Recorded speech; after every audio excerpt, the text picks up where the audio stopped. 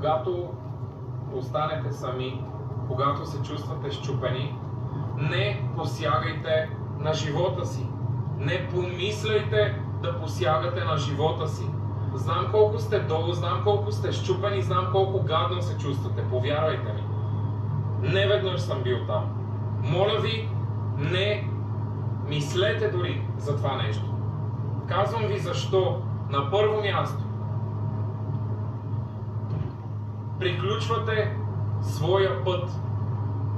А както ви казах преди малко, след най-голямата буря изгрява най-яркото слънце.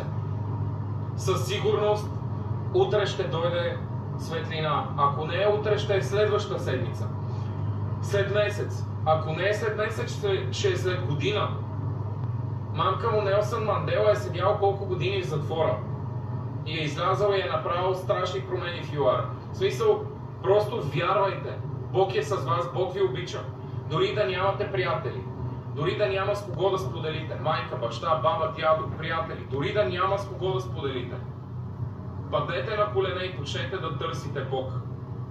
Аз съм сигурен, че в този момент Бог сам ще ви намери. Дори няма нужда вие да го търсите.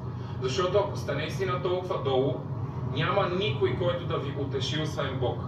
И това ви го казвам от опит, когато аз изгубих майка си. Толкова много хора ми казваха: ела при мен, ще взема на работа. Ела при мен да прекарваме време заедно. Ела при мен да си говорим. Нямах нужда от пари, нямах нужда от работа, нямах нужда от компания. Имах нужда от Бог.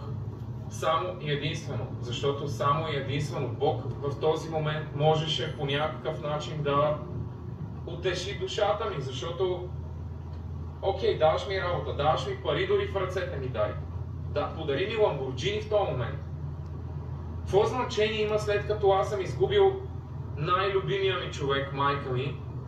Какво значение има, че имам Ламборджини, ако не мога да я кача в Ламборджинито и да я повозя и да й кажа: мамо, виж, успях, мамо, виж какво карам. Аз ще се кача вътре и ще рева, защото нея я няма, защото не мога да й го покажа. Тоест, парите няма да са ми отеха, колата няма да ми отеха в този момент.